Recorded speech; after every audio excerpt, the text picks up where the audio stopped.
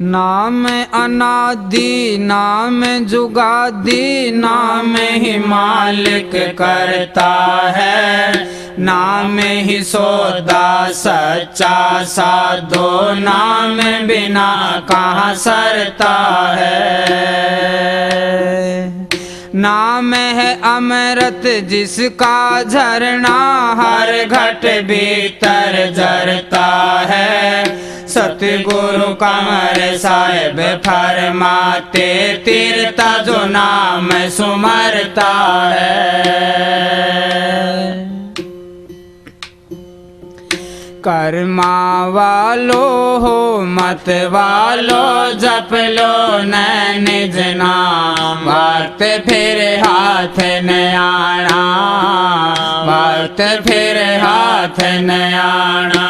ये जिंदगानी बुलबला पानी निश्चय करके जान, वक्त फिर हाथ न आना, वक्त फिर हाथ न आना। कर्मा वालो हो मत वालो जप लो न निज नाम, वक्त फिर हाथ न आना, वक्त फिर हाथ न आना।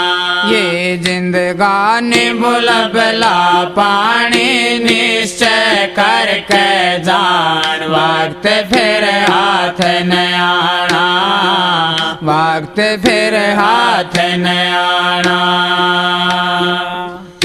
कल करना सो आज ही कर ले, आज करे सो अब कर ले। कल करना सो आज ही कर ले, आज करे सो अब कर ले। धर्म राज के लेखा चुक बुरे कर्म से तू डर ले। धर्म राज के लेखा चुक बुरे कर्म से तू डर ले। धर ले ध्यान गुरु में बंदे जो चावे कल्याण, वक्त फिर हाथ न आना, वक्त फिर हाथ न आना। कर्मा वालो हो मत वालो जप लो न निज नाम, वक्त फिर हाथ न आना, वक्त फिर हाथ न आना। ये जिंदगानी बुलबला पानी निश्चय करके जान, वक्त फिर हाथ न आना, वक्त फिर हाथ न आना। क्या करता है मेरा मेरी जग में चीज नहीं कुछ तेरी। क्या करता है मेरा मेरी जग में चीज नहीं कुछ तेरी। भजन हरि का कर ले भाई, क्यों ला रखी है ये देरी। भजन हरि का कर ले भाई, क्यों ला रखी है ये देरी। ये काया हो माटी की डेरी, ले जाएंगे शमशान, वक्त फिर हाथ न आना, वक्त फिर हाथ न आना। कर्मा वालो हो मत वालो जप लो न निज नाम, वक्त फिर हाथ न आना, वक्त फिर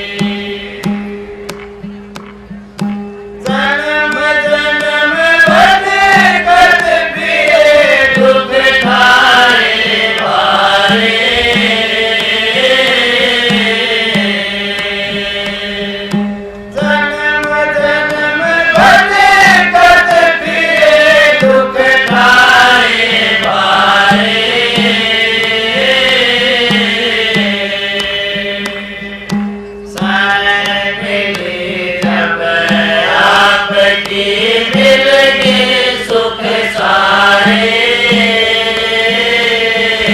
जी। राधा स्वामी, राधा स्वामी दयाल की दया, राधा स्वामी सहाय, राधा स्वामी। प्यारे सत्संगियों, बुजुर्गों, माताओं, बहनों, भाइयों, नौजवान साथियों, बच्चों, जितने भी यहाँ सत्संग में आप उपस्थित हुए हैं, सबको चाहिए जितनी देर सत्संग हो आराम से शांति से बैठ के सत्संग लाभ उठाएं।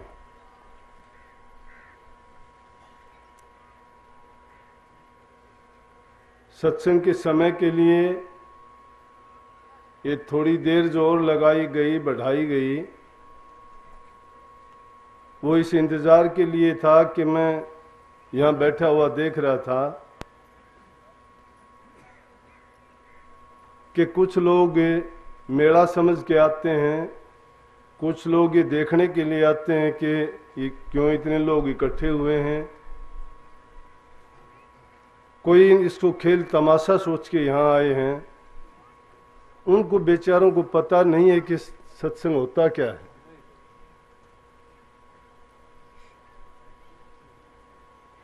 उनको ये पता नहीं होता कि सत्संग होता क्या है। उनका कसूर नहीं है। और सत्संगियों के लिए भी मैं बताऊं कि सत्संगी भी सही मायने में अगर सत्संगी बन जाए तो किसी को कहने की जरूरत नहीं पड़ती है। लेकिन दुख है इस बात का कि रात दिन जो हिदायत दी जाती है, जो बातें सेवादारों को, सत्संगियों को अपनाने के लिए कहा जाता है,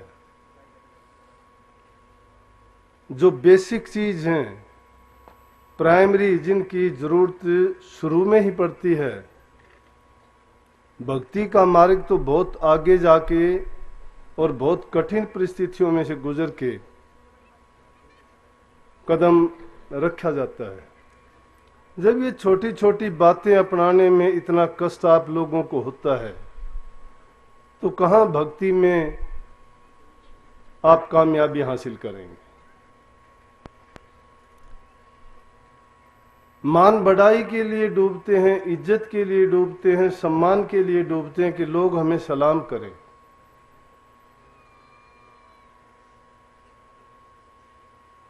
बिल्ला चाहिए उनको कि मैं सेवादार हूं, विशिष्ट अतिथि हूं, ये देखो। क्यों उनको इजाजत मिल जाती है, कहीं जाए, कहीं आए, कहीं बैठे, कहीं निकले। यहाँ मेरे पास में 10 गले में डाले बैठे हैं, लेकिन इनको ये शुद्ध नहीं है कि तुम्हारी ड्यूटी क्या है, करना क्या था। संगत जहां परेशान होती है, संगत को मार्गदर्शन करने के लिए सेवादारों का फर्ज होता है। उनको पहले समझाया, बताया जाता है कि पंडाल के सेवादार ये काम उनकी जिम्मेवारी होगी, भंडारे के सेवादारों की ये जिम्मेवारी होगी, दूसरे जो सेवादार हैं उनकी ये जिम्मेवारी होगी, और उनको अपना काम करना चाहिए। लेकिन नहीं, इनको सेवा के लिए नहीं, बिल्ला चाहिए आगे बैठने के लिए और चौधराहट के लिए। वो चीज ये सीखते नहीं है, ना करना जानते हैं। जब किसी की सुविधा के लिए किसी और को बुलाया जाता है, जो पहले ही आराम से बैठा है वो फिर भागता है।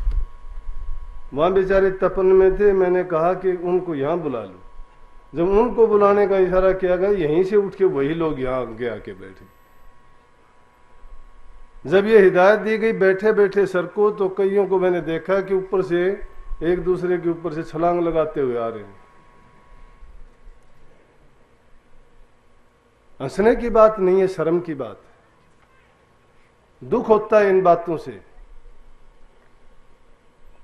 अरे रोजाना ये लीला करते करते, रोजाना ये हिदायत देते देते, रोजाना आपको समझाते समझाते, फिर भी ये बात आपने अब तक नहीं सीखी है, तो नाम के बारे में क्या अंदाजा लगाएं, कितना अभ्यास करते होंगे नाम का आप लोग। कितना सिमरण करते होंगे। खैर मुझे तो ये अनुभव आप लोग करवा देते हो, रोजाना करवाते हो। क्यों कि मैं रोजाना ही आम मजलिस की तरह से बैठ जाता हूं, आने वाले सब से मिलता हूं, उनसे पूछता हूं कहां से आए हो, क्यों आए हो, क्या काम है, क्या तकलीफ है, मैं आपकी क्या सेवा कर सकता हूं। और जब सब की बात पूछता हूं तो रोजाना मुझे ऐसे अनुभव देते रहते हैं। पहले अपनी तकलीफ गिनाएंगे, उसके बाद अपनी रोग बताएंगे, उसके बाद अपनी दूसरे कामों की बात करेंगे, फिर उसके बाद में कहेंगे मेरा भजन नहीं बनता। बोलो उसमें क्या जवाब दूंगा मैं, उनको क्या समझाऊंगा। कितनी बेवकूफ बात है कि जो काम हमें करना चाहिए, जब आदमी ये सोचे कि जिसके मन में शांति नहीं है, जिसके तन में रोग बीमारी तकलीफ है, जिस गृहस्थी जीवन में जो विपदाओं से और आपदाओं से घिरा हुआ है, संसारी जीवन जिसका सुखी नहीं है, वो भक्ति में कैसे आगे बढ़ सकता है। मैं ये इसलिए नहीं कहता, ये संसार है और इस संसार में सभी ने इसको दुखों का घर मानना है, सुखों का घर नहीं मानना।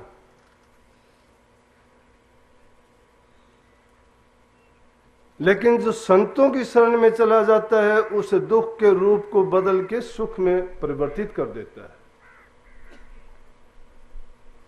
और संतों ने इसको दुख का घर नहीं माना, संसार ने कहा है। संतों ने भी कहा है, जगह जगह अपनी वाणियों में फरमाया है। जैसे नानक साहब ने कहा कि नानक दुखिया सब संसारा, लेकिन इसको संसारा जो संसार के कामों में लिप्त है, जो वासनाओं से तृष्णाओं से घिरा हुआ है, जो संसार की बातों में इतना घुल मिल गया है कि दूसरी चीज उसको कोई सूझती नहीं है, उनके लिए संसार दुख है। लेकिन जिसने संसार से उपरामता प्राप्त कर ली है, जिसने इस संसार को मिथ्या जान लिया है, उनके लिए संसार दुख नहीं है, सुख है। इसी को कबीर साहब कहते हैं, मत जाइए हंस प्यासा सुख सागर में आए कि हंस हो तुम, कोवे नहीं हो, भूंड नहीं हो, भोरे हो, कोवे नहीं कोयल हो, बुगले नहीं तुम हंस हो, सत्य पुरुष की अंश हो। अरे तुम्हारा काम क्या है कि काक का काम भिष्टे में चोंच मारता है, गंदगी को ढूंढता है। बुगले का काम जीव हिंसा करता है। भूंड का काम भिष्टे में जाके अपना शरीर को ढांस लेता है। लेकिन हंस का काम ये नहीं है।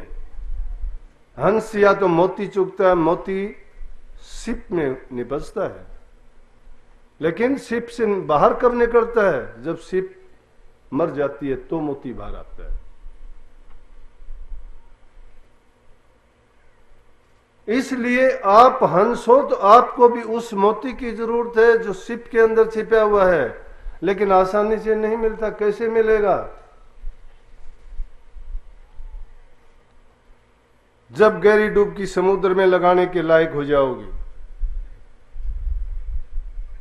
जब दूसरों को अपने अंशी समझोगे, परमात्मा का रूप जान जाओगे, और अपने आप को इसके काबिल जब बना पाओगे जब आपका तन, मन और संसार सुखी होगा। हमारे शास्त्रों ने भी कहा ना, 8 प्रकार के सुख कहे गए हैं। पहला सुख निरोगी काया।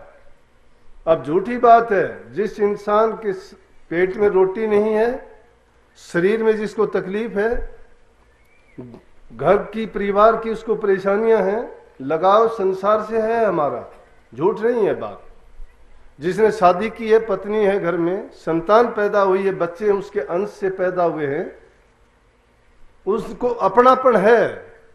जिन चीजों को उसने अपनाया है, पैदा किया है, उनके साथ घुल मिला है, उसके शरीर के अंग बन चुके हैं वो। और जब उनके बारे में उनसे कोई दिक्कत या तकलीफ होती है तो तकलीफ उसके दिल में होती है, और जब दिल दुखी होता है इंसान का, उसको दूसरी बातें अच्छी नहीं लगती। तन जिसका दुखी होता है उसके लिए ये उपदेश, ये भाषण, ये आध्यात्मिकता, ये भक्ति, ये परमात्मा का नाम कोई मायने नहीं रखते। जब तक इंसान का मन सुखी नहीं है, शरीर सुखी नहीं है, घर सुखी नहीं है, वो इंसान भक्ति नहीं कर सकता। होगी कब? अगर किसी महापुरुष की शरण में जाए और वो महापुरुष के वचनों का पालन करे तो महापुरुष उसको आईना दिखा देता है कि जिनको तूने अपना बनाया है, अपना समझा, अपना नहीं है। और विशेषकर इस युग में, इस युग का तमाशा, तौबा, सतगुरु बचाए कि ऐसी ऐसी बातें सुनते हैं कि जिसको पैदा करते हैं अपने मुंह का निवाला देके, वही उसके लिए ऐसा शत्रु बन जाता है कि शायद उसको खत्म करने पर भी उसको तसल्ली नहीं होती।